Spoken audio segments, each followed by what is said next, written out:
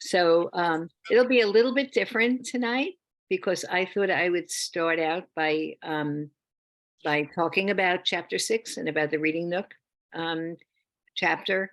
And then after I do that, then Lauren is going to share an inquiry project that took place in her kindergarten class. And I thought that would really be interesting. And then we could interview Lauren and find out a little bit more about what took place there.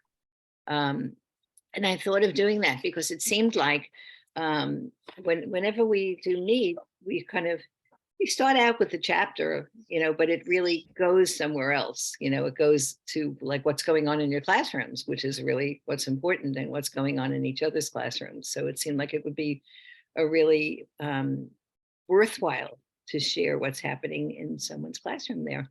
And Suzanne is here. And what's really interesting about Suzanne being here is that Suzanne is a 4th grade teacher. And is really interested in choice time and does her version of choice time in your own class, right, Suzanne? Yep. Renee has been a mentor to me and helped me become a teacher. I think you guided me in getting the job that I have, and I've always been so thankful for your for having you as a sounding board for everything that I'm doing. Thank you. Well, we learned from each other. It's amazing. Yeah, you always prompt me with the most amazing questions. Thank you. So the Reading Nook, I just want to say a little bit, there's something personal about it for me. Having this chapter was important to me because just maybe because of my own background, because I came from a family where nobody read, basically. I mean, like, I can remember maybe 5 books in my house, that were like books that my parents had, except for my father, who had very many little Mickey Spillane books, like detective books that he would read. But other than that, reading was not really something that took place in my house, and I have like a little vague memory of my mother reading one particular book to me when I was younger, and I was circling words on it because she wanted me to learn the words on it. My sister, who's 4 years younger than me, said she has absolutely no memory of ever being read to. So that was kind of the background there, but I loved reading, I just loved it. And where we lived, there wasn't a library within walking distance. And so a library on wheels, like in a truck, would come, like a bus sort of, would come. I can't remember if it came every week or once a month, or and they would let me take as many books as I wanted. The librarian, I guess she was excited because I was excited. And so each time I would go piled with books, sometimes books that were completely inappropriate, but I liked reading it, because I remember reading Pygmalion, and I was like this little kid reading Pygmalion, and it was fun, but I don't think I really kind of got it, but I just loved reading, and I would literally, there was like no place quiet to read in where I lived. The television was always on, and wherever you could, wherever you were in the house, pretty much you could hear the television playing, and so I used to read in the bathroom, and my mother thought I had like terrible issues in the bathroom. And so I grew up drinking mineral oil because she thought I was having, and it was worth it to me because I got to, stay in the bathroom and read. So the reading was, and I can't even say that it was like deep reading. It was escape reading. It was most definitely escape reading that I did. There was a series of books that I read called Betsy Tacy and Tib, Betsy Tacy and Tib Go Over the Big Hill. And it went all the way up from when they were like, I think 4 years old until they were married, when they went to the college, and they, college and boyfriends and all of that. And I read them over and over and over again. I remember and I used to pretend I was Betsy, and I, had I would keep notebooks, because she wanted to be a writer, so I was going to be a writer and all that. And so it was just really super important to me. It was very important, and um, this whole world of Betsy, and I remember with my kindergarten class. I always read chapter right from literally, I don't know if it was the first week of school, but quite at the beginning of the school year, I started reading chapter books to the children. And it's interesting doing that because, some kids are sitting there kind of, they don't quite, it's hard for them. But I think little by little, it draws them in and it draws them in. And something about reading a book that's a chapter book, that's a fun chapter book, that's, really, that it kind of creates a community of thinking around this big story, and it's not, it's in their minds a lot, and talking about it a lot. And so I would tell the children about how much I loved the Betsy Tacy books when I was a little girl. And so even though it might not have been books that they would go to, it was like it takes place in Minnesota, like at the turn of the century kind of thing. Um, I, because the teacher, I guess, said that this was the book that she read over and over when she was a little girl, they loved it. They just, they wanted to hear it. And so that's why I think that's why this was so important to me, that I wanted the children in my class to be able to have like an imaginary world, or like a fantasy in their heads, and things around books and stories. And it wasn't so much about getting them to like read the words, but to really be thinking about story and about all of that. So it was an important place in my classroom. And there's something I wrote, something that I wrote in this chapter. Also, there's a wonderful book that I quoted from by Anna Quindlen, and I now I can't think of the name of it right now. Oh yeah, How Reading Changed My Life, and I really recommend that. It's not a big thick book, but it's just a beautiful book, by the journalist Anna Quindlen. And I'll put it in our chat after. But I wrote about a little boy in my class, and I didn't use his real name, but I'm going to use his name now because it's going to keep coming out of my head. His name is Brooklyn, and at the beginning of the school year, I noticed that Brooklyn kept taking books by Dr. Seuss. Every time I saw Brooklyn, he was going to the library and taking Dr. Seuss books, and I didn't really at that point. I didn't start the school year with the library organized in like baskets. We did that as we went along, and I brought that to the attention of the class. Like I noticed that. Have you noticed that every time he goes to the library, Brooklyn gets a Dr. Seuss book?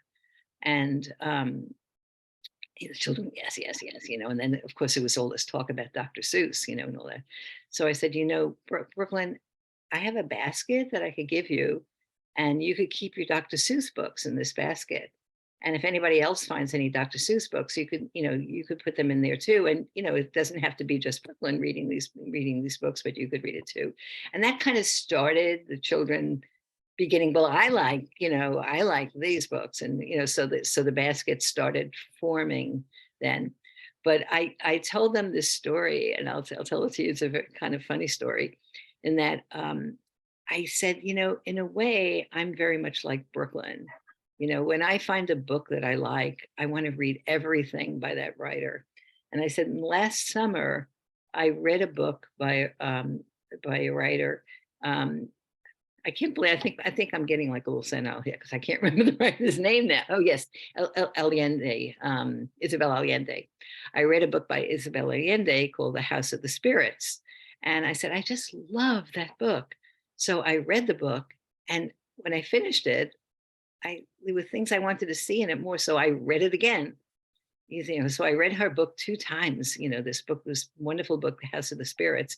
And then I started looking in the library for other books by her because I wanted to read more books like. So I said, in a way, Brooklyn and I are very much the same. He's read Dr. Seuss books. He really likes it. He's read it again and again. He's looking for more books. Okay, I like kind of left it at that.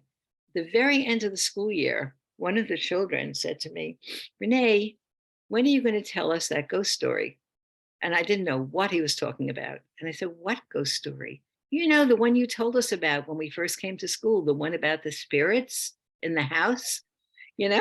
And so they were waiting, you know, all year for me to tell them the story of like this ghost story about the spirits that were in the house, you know. I just thought it was funny. um, I mean, I think that, you know, having this special place for children to sit and read, to share a book with each other, even just not even to be reading, just to be talking together in that special space is it's really important to have in the classroom. And the thing is, you know, I know from talking with a lot of you now that space is always an issue for many of you, maybe not for all of you, but for many of you. But because this is a reading nook, a nook, a nook is a little space. It doesn't have to be a big space, and it can be a little space. In my room, what I did was I had, and I wish I have very bad pictures of it. I don't have good photographs of it, but I got you know, those big refrigerator boxes, you know, that refrigerators are delivered in, and cut out at the top, I cut out a, sort of like a hole at the top so light would come in, and I made like 2 windows on the side that were high, and I made it purposely high because I didn't want it to be a playhouse. If I made it low, then that's saying, giving a different message to the children, and they'd want to be, you know, like looking in and out the window and playing with each other. That wasn't the purpose of this. And my neighbor, who is a carpenter, he made a frame for the inside of it so it stayed nice and firm, and we painted it. Children helped me, and we painted it. And I made an arch door, and we put pillows on the bottom. And each year it was different. One year, I know I put mylar on the walls, you know, so it was like it was like a mirror, almost like a mirror on the wall of it. Other times we had pictures, like family pictures in it. You know, it changed depending on the class, but the children just love that. But I mean, other teachers have other ways of doing it, and I have in my booklet I love this picture, this one here. I don't know if you can see it there. Can you? Because they're so expressive about the books they're reading. So this was in a kindergarten classroom in Brooklyn, and it was on they had a loft. So at the bottom of the loft they had their dramatic play area, but the top of the loft was their reading place. Then I was in another school in Brooklyn, and talked about having a reading nook. And this teacher said, I absolutely have no space. I have no space to have a reading nook. And then she actually came up with this idea. She said, you know, I could do it in the closet. And we talked about that. And she emptied out the bottom of her closet, and she created like a special space in it. You know, the door was open so that it couldn't close. She actually, I think she had like a filmy curtain there. That was her reading space. And so I told another teacher about it. And she was a first grade teacher. She's now a kindergarten teacher, but she was a first grade teacher. And I found this little, very noisy, I'm sorry, but video clip from her class. And at the end of it, it's a little clip. At the end of it, you could see how she used the closet. And she said the kids loved it. So I'm going to try to share this. All right. See if I can do it the right way.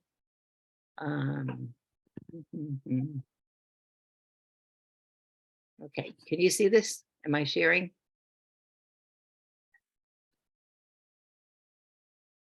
Okay. So this is this was a first grade class, I think, if I remember correctly.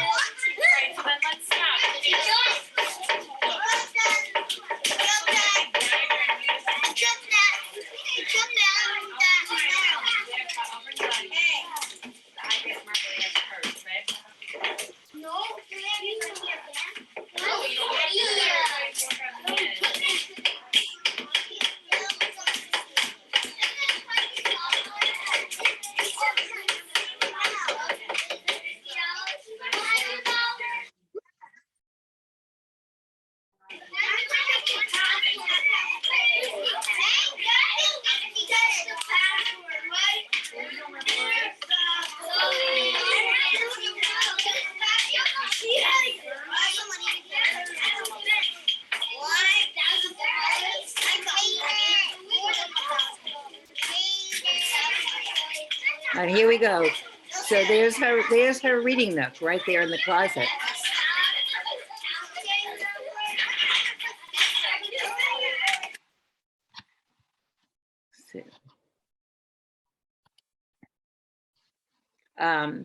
So, you know, you see, well, if you don't have space, you can somehow find space, I think. Any thoughts about that, by the way? I mean, how are you having areas in your classrooms for cozy reading? You could just speak out. I use, Renee, one of the ways in yeah, go fourth ahead. grade and in fifth grade, we've been doing is allowing students on particular days, on Fridays or maybe on a Wednesday, we have padded cushions and we have them stacked up and there's one for each kid and they can find a place that they want to sit in the classroom, whether it's inside the closet or they take that cushion and they cozy themselves up. They have headphones so they can reduce the noise around them. And they find a place that resonates with them. Some of them choose the same place each week. Some of them pick something different each time. I'll pick a different group of kids to sit around. Often the older students do sit at their desk to write in their reader's notebook, but on days where they just want to relax and get cozy, we there's that option too. So the cushions have been That's been something that works fun well for for them. you. Yeah, yeah. You know, anybody else want to say anything? So one thing I remember was like around Halloween, which just passed, all right, in our cozy, in my room, in that refrigerator box, which they call the quiet, cozy reading room. Um, um, I gave them, there was a book that we were reading, like a shared reading book, in a dark house, I think it was called. Is that it? In a dark house. And then I had little, you know, little books that went with it. Um, so I, you know, they really loved that book, and we read it a lot of times that week. And so I gave them little flashlights, and they were reading it with flashlights inside, you know, like dark, you know, because it was darker in there. And we sort of, so like if you like add a little something, or um, um, I had like a thing with chopsticks for if they wanted to point to the word, you know, to point to the words, you know, like those wooden chopsticks that you get in the restaurant. Um, you know, so just things that kind of added, you know, added to the whole reading experience there. Um, and I think that it really, I have something here in my book about how they they did not do this in the reading nook, but they we had a center where they made book jackets. This was not at the beginning of the school year, but later in the school year, where they made their own book jackets for the books, you know, and we covered the books with those book jackets, you know, and because they were now the illustrator of the book jacket, they noticed in the books that they illustrate that there was pictures of the author and the illustrator in the book. So a photograph of them, a little photograph of them would go onto it because they were the one who made the book jacket for that. And, you know, the kids wanted to read, and they had to, the thing was they had to really read the book, all right, and know the story and not copy the book jacket that was there, but think about if they were going to be the illustrator for this book, what would they put on the book jacket? What picture would they put? Think about the story that you've read and that I've read to you, and what would you put on that? So it all was like, to me, it was all like love of books and love of reading. And the other way that that area was used in my room was not just for reading, quite truthfully, but I might have mentioned this before, but one of the jobs that we had, and kids had jobs, and one of the jobs was class comforter. And so the class comforter, like if somebody was crying, somebody had trouble separating in the morning, somebody needed comforting, the class comforter would take that child to the refrigerator box, you know, my room, to comfort that child. And that was really interesting. You know, I hate to like sexual sex stereotyping, but I must say the boys had to learn how to comfort. Not every single boy, but it was a lot of the boys had to really learn the art of comforting someone else. And I thought that was a really good experience for them to learn that, and you rub their back and, what kind of words we can say to comfort somebody. We had a song, a comfort song that I don't know if it was a real song or if my friend Connie made it up, but like what? I can't sing well, but what what do I do if my best friend is crying? What do I do? I don't know what to say. I take my friend in my arms and I hold him. And so we would sing it like, and the kids would say, well, what could I do if my mommy was crying, if my puppy was crying? We changed it around, but it was a song that was a popular song in the classroom. It was our comfort song. Um, so let me say, I'm looking at some of your comments over here. Stacy said, I had a quilt that looked like library bookshelves that was in the area for them. That's interesting. A library bookshelf quilt. That's very interesting. And these books were great to have for teachers and children to connect with. So fun. National Geographic Kids Early Reader. Stacy, is that from you about the National Geographic books? Can you hear me okay? Yeah. Yeah, that's from me. So for the group, I was teaching toddlers. So, so my library is pretty extensive. And I actually brought in Nat Geos, even though my second graders read them the year before. Um, we had baskets of them, and the kids were really, really attracted to them because of course, of all the real photos, and it was fairly easy for a teacher to read to them and to break it down a little bit easier, especially my teachers who my local staff who were Chinese. It was easier for them to read. And then the link I put in there is a series of books called, sorry, hold on.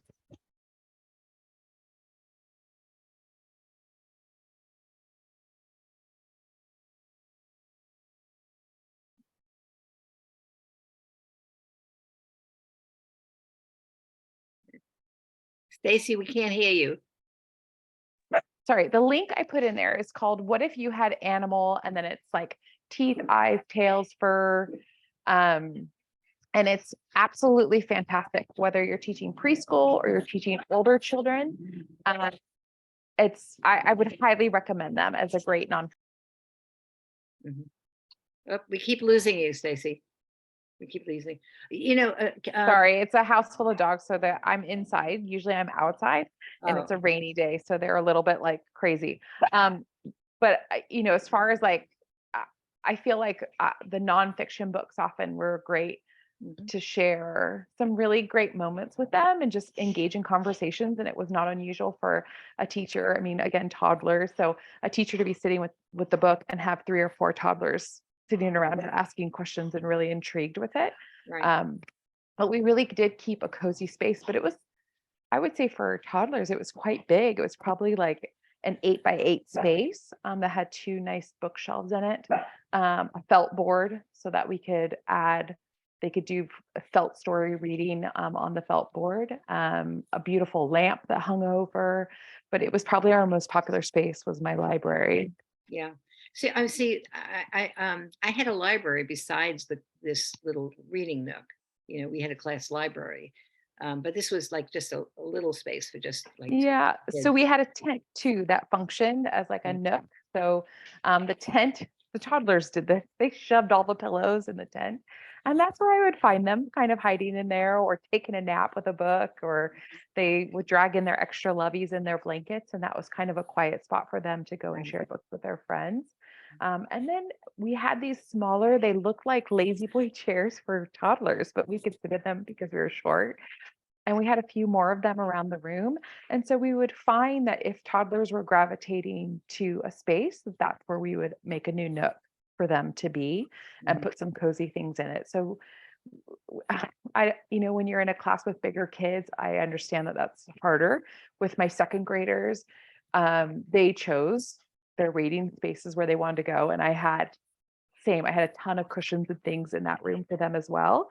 And so while I had a library space, they chose a section of the classroom that kind of had an awkward little nook itself.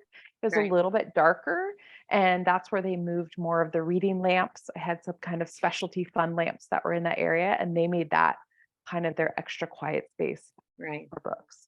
Thank you, Sharon. Kim, Mercy Watson chapter books. I never heard of them. Um, Kim, tell me about them. Oh, I found them through some webs or some professional learning that I did through somebody in the States, but they're actually a combination of a picture book book, but they're probably about 8 chapters long, Mhm. and it's about this pig who gets into all kinds of trouble and stuff. And there's a series of them, and I read them every year to the kids. And the anticipation, because I always stop at the end of a chapter, and the anticipation and the engagement is just the best. Oh, I have They to look love up it. because I don't know them. I'll look that up because I'm always looking for new chapter books to tell teachers about, even though I'm not working anymore. But I Yeah, oh, think you'll that's love what them. teachers. Yeah. So Lauren, you ready to do Lauren's going to share something that's went on in her class, but I have to make you a host now. Okay. Sure. I'm going to stop being host and you're going to be the host. Let's see. Oh. If I do this the right way. And let's see, make host. Okay. You're host now. Okay, great, So you could Thank share your screen and great. Let's see. So I'm going to share about, can everyone see it? yep. Okay, great. This is a year in a kindergarten classroom, and it's an inquiry-based school. Well, it was a progressive school, a charter school in East Harlem with about 20 children. 80 to 85% qualified for free or reduced school lunch. It was a Title I school. I think there were 2 teachers in the classroom. Well, I know there were 2 teachers in the classroom. And if I remember correctly, there were about 22, 23 children in the class. So this is sort of a year. And the year began with the whole kindergarten team, like all the classes were studying trees. So in our classroom, we decided that we would divide the group sort of as we were getting to know each other into an inquiry group. So this would be their team, and they were assigned a tree. Well, they got to choose a tree that they thought was interesting and they fell in love with. And this was going to be the tree that they studied over the course of this inquiry. And they became really engaged. They felt like they've got really attached to their trees. They named their trees. They started drawing, looking at how their trees' leaves were different from their other friends' trees' leaves, and making some detailed drawings of them, sort of like zooming in and blowing up the leaves, studying its bark, and going out to become friends with. Here's some more images of looking closely at leaves. We wanted them to study the veins of the leaf, so we cut out a little window so they could, and brought in a little light table so they could really look closely at what was happening on the inside of a leaf. Let me know if I go too fast also. Renee, you can be my monitor. Okay. Of course, Leaf Man. The book Leaf Man by Lois Ehlert was very popular. So we were like thinking also of like, what are the other ways we can engage with these natural materials that these leaves were producing? And this is all happening, the beginning month and a half of school. So we're getting to know each other. They're getting to know leaves. They're doing research. During choice time, they decided that they wanted to make a forest. So they had to figure out different ways of making paper stand up to make trees and leaves. And this is all independent work during choice time. We went on a field trip. We went to the New York Botanical Gardens in the Bronx. And that was incredible. And that was closer to winter. But the whole entire time this is happening, we're studying these things and everyone's engaged in this sort of inquiry. They're asking questions about trees and, finding out about things.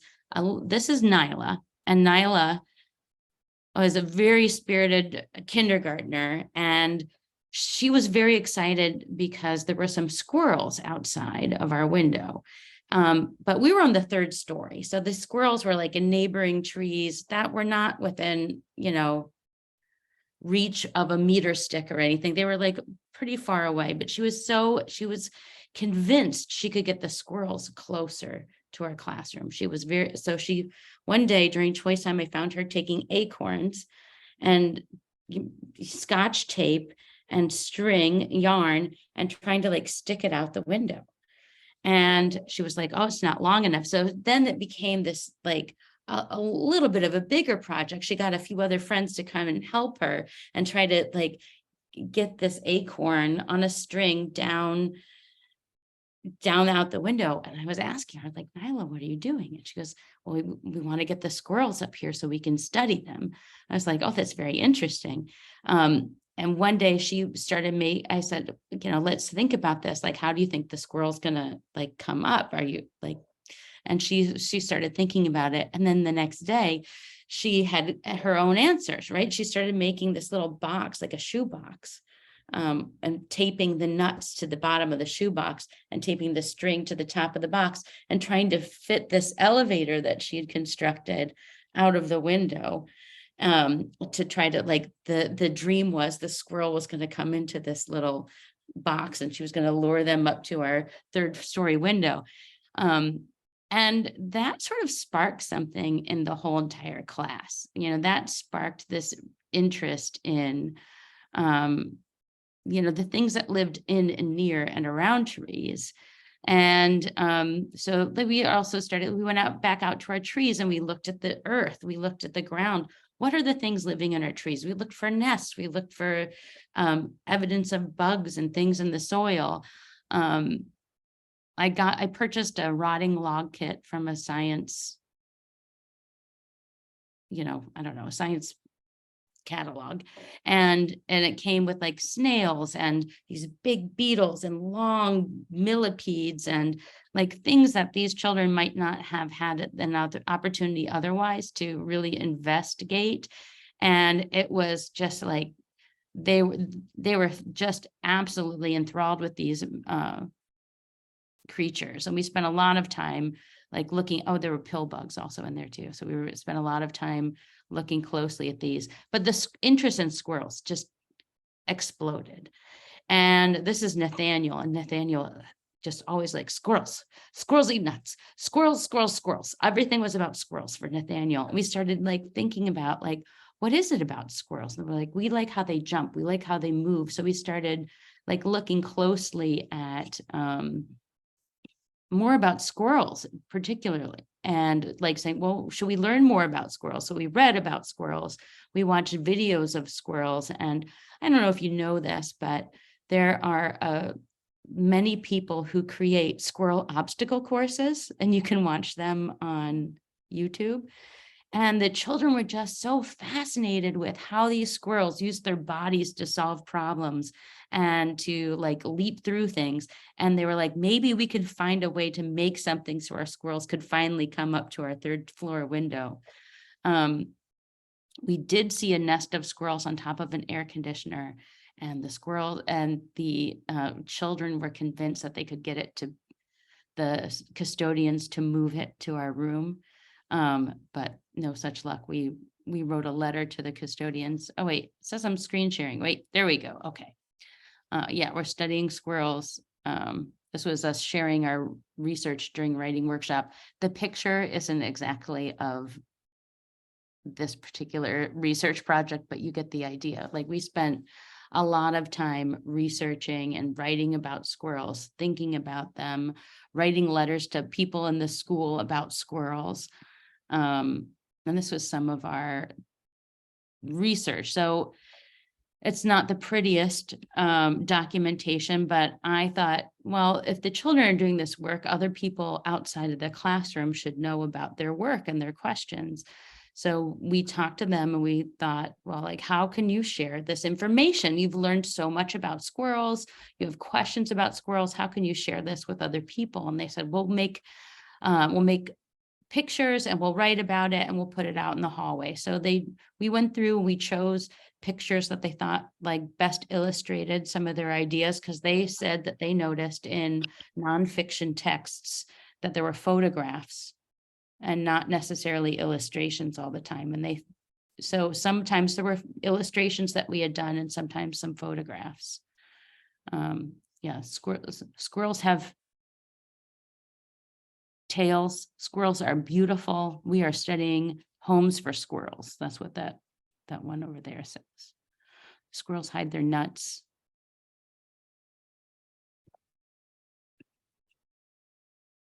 And this idea for getting the squirrels closer continued to be something that we investigated. So the teachers we talked to, we had a science teacher, we talked to them and we tried to think about how could we really help this dream for children come true, thinking about a platform where they could observe the natural world. And we talked to Home Depot and they gave us a donation of wood. And then they also wrote to the custodian. They were like, we want to build this platform outside of our window because we want to study the squirrels. And they kind of shut us down. They said, no, squirrels aren't safe near the windows. And the kids are like, what are you talking about? But we said, okay, well, could we build homes for squirrels in some other way? Do they need a place to play? Where else can we build this home for squirrels? And why isn't it clicking? Okay, it's clicking. There was a community garden where our trees were, the trees that we had studied. And they said we could do it there. There's all this space. We could make our homes out there. There was also a chicken coop out there too. So we started making some plans and we started looking at other images that other people had created of homes for squirrels, to think about some ideas, they drew blueprints. And then we used the wood and we said, well, let's experiment for a little bit and let's see how we could make them. And at first we just gave them different sized pieces of wood that were already cut. As you saw in the other picture, they sanded them to kind of sand off all the rough edges. And we just gave them tape and duct tape as really their tools to kind of experiment with form. And after they, spent some time experimenting with form, we gave them, wood glue and clamps to try to hold these things together. And this was just something that was out during choice time, was the big chunks of wood and tape and duct tape. They also were very interested in our snails and our bugs. So they would make homes and thinking about spaces, play spaces and home spaces for our pretend bugs and our very real snails. Making the snail playground was very exciting for them. They were like, the snails need to get out of this little habitat. They like to climb. Maybe we can create things for them to climb and slide on. And it coincided with a classroom study of playgrounds as well. And so we went on trips to study different playgrounds. The school that we went to did not have a playground at all. They had AstroTurf.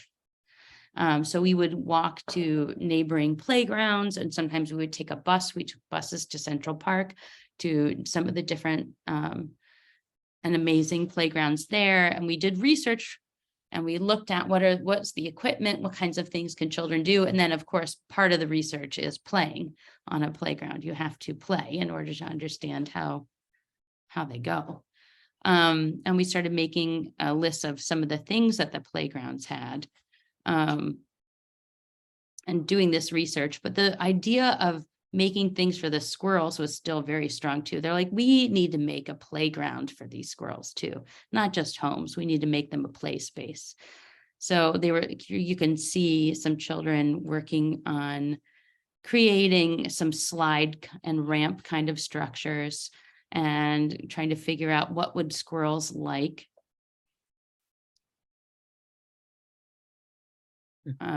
This is closer to the end after we started attaching things together. Am I going too fast, too slow? No, this is perfect. It's wonderful.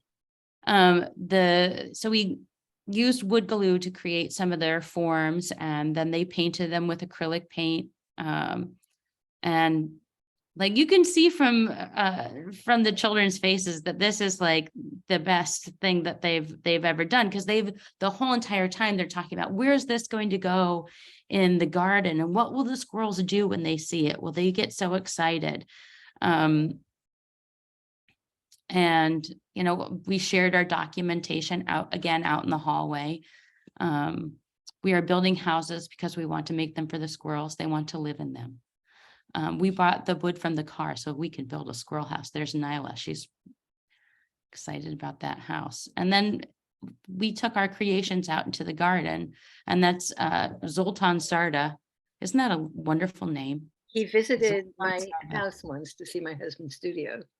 Oh, he's I was trying to think of his name this whole time, right? yeah, Zoltan, and he's friends with Bill. Right. he- And Bill was working there for a while, right? Yes, yes. And Zoltan was the science guy at our school, and I think Bill was the science guy at one of the affiliate schools. And Zoltan really kind of helped get us these materials, and it was really wonderful to have administrative support to like help these ideas come to life. And he was like, of course we can put a squirrel playground out in this garden. Let's figure this out. So we spent a lot of time planning this and coming out to the yard and talking about where things might go. And then the day of installation, we got to be out of uniform, and the children used, I keep clicking the wrong button, like real tools. Like we had hammers and screwdrivers, and they really worked as a team to kind of like, and with Zoltan saying, no, it goes like this, it doesn't go like this, it has to go this way because the squirrel comes in here and this is where the food goes.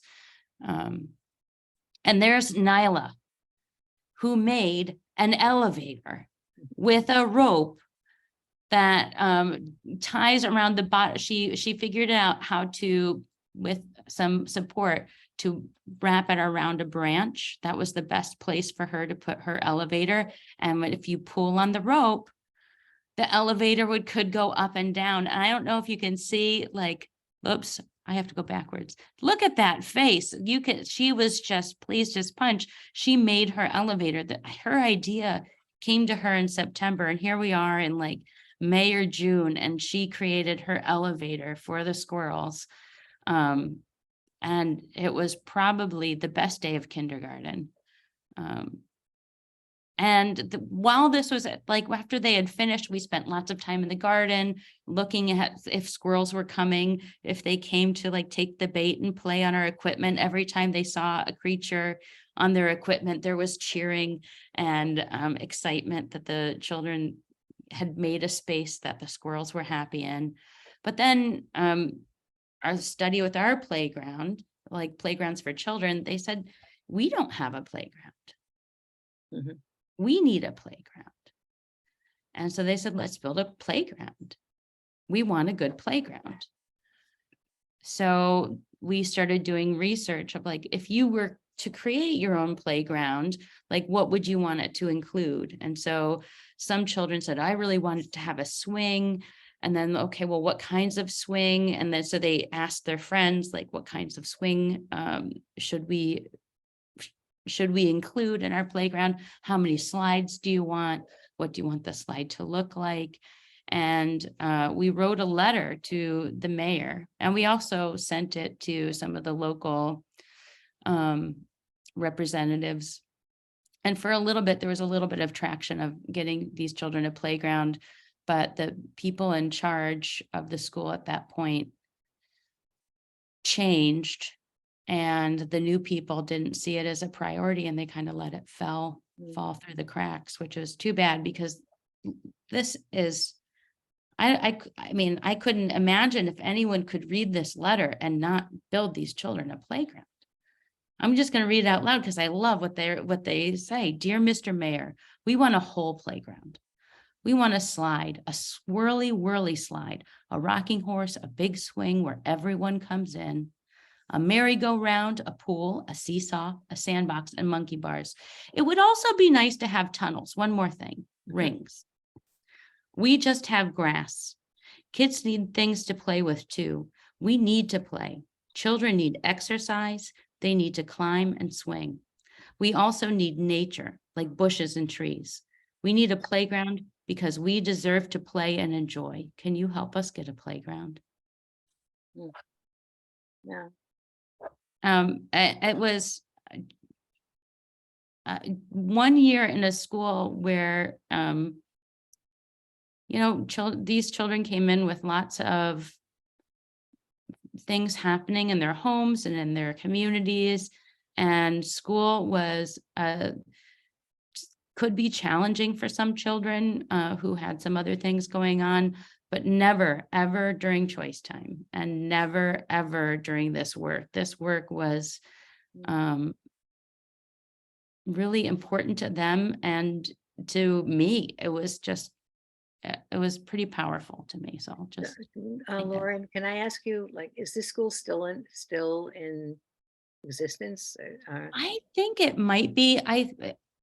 The year there were a lot of really wonderful people like Bill and Zoltan and I've shared Bill's classroom with you before. yeah. His classroom where they had the playground for the snails that the kids were making. And all that. Yeah.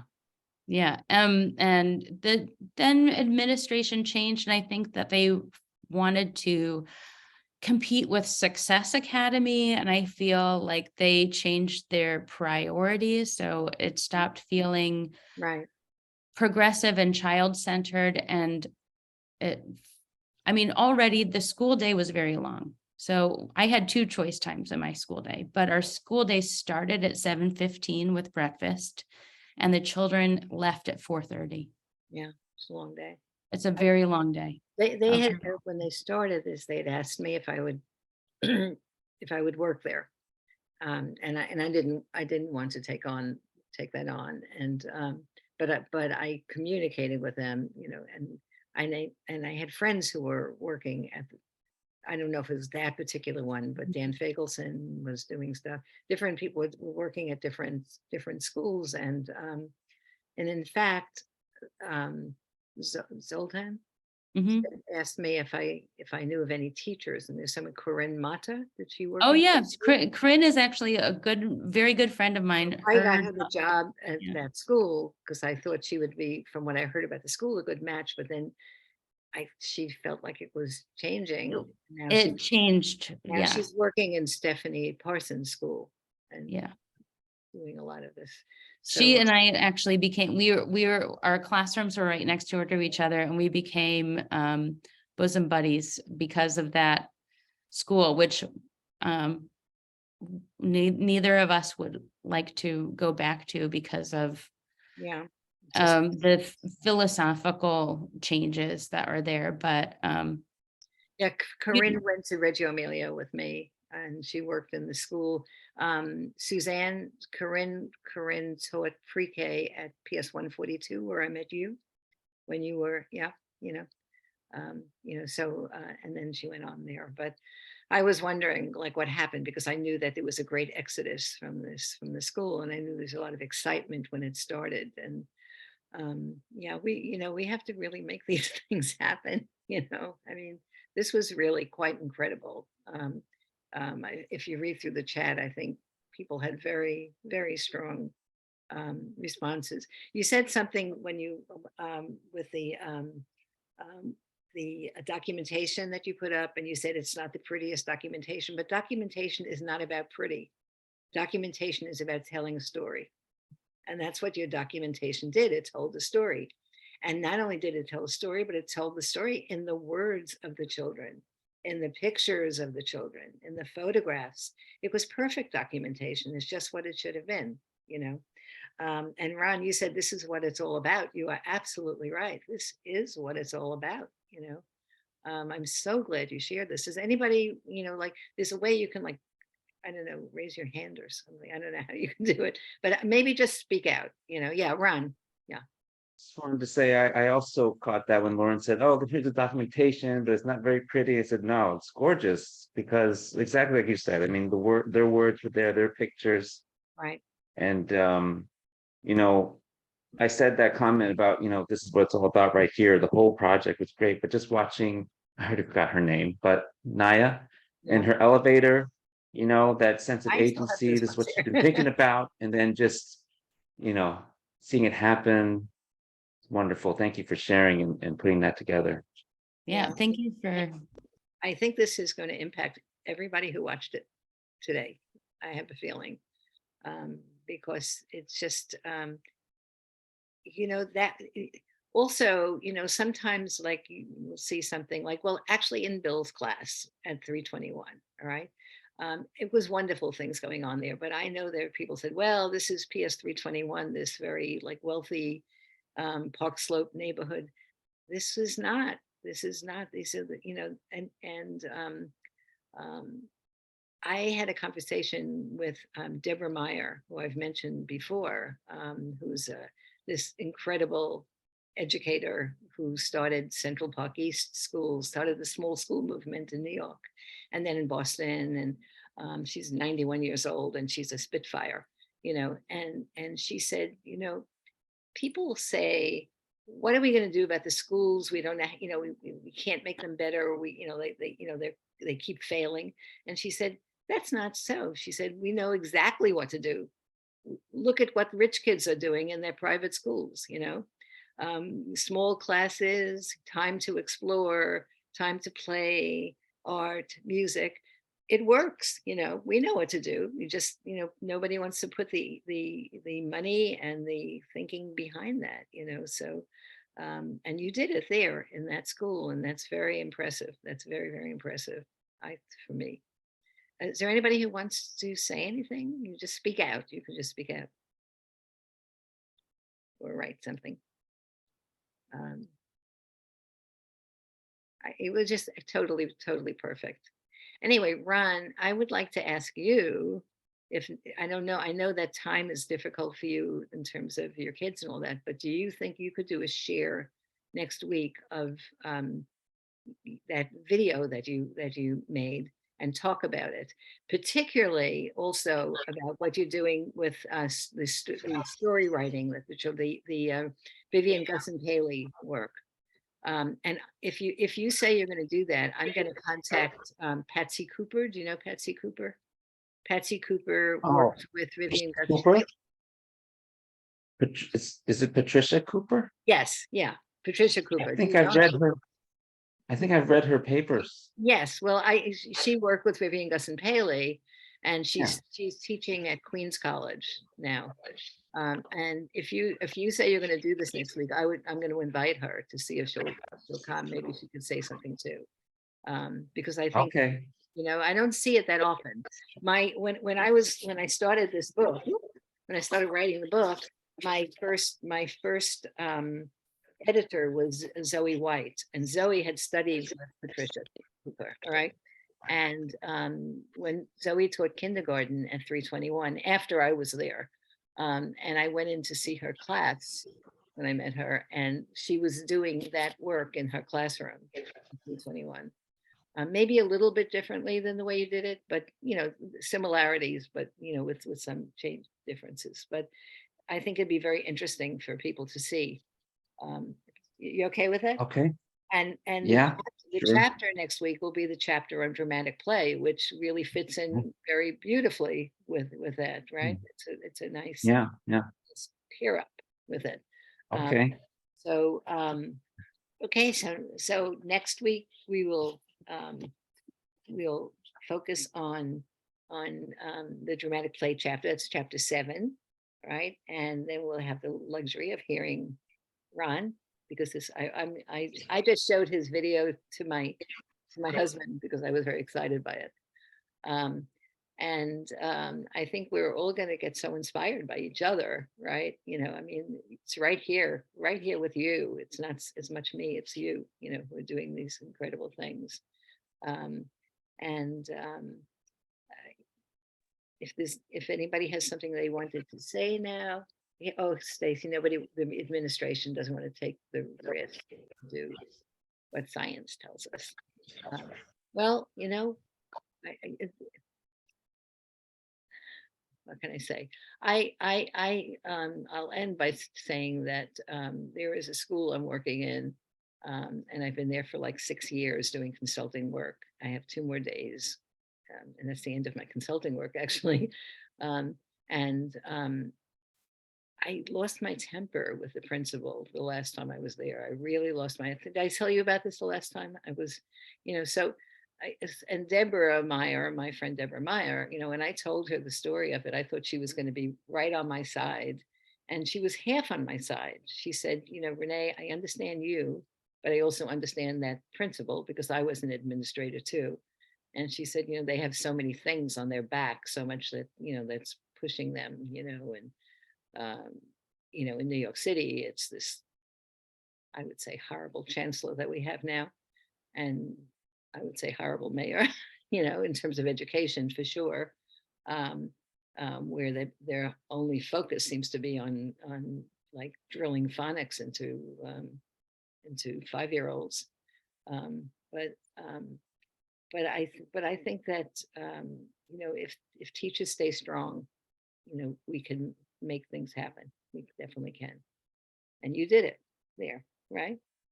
So bravo. So anyway, I will see all of you. I hope I'll see you next week. And I'll send you this video also. I'm going to say actually record it this time. And have a completely lovely week. Right. I'm really enjoying this, quite truthfully. This is like the most fun that I've had, was doing this with you. So I'm going to end the recording and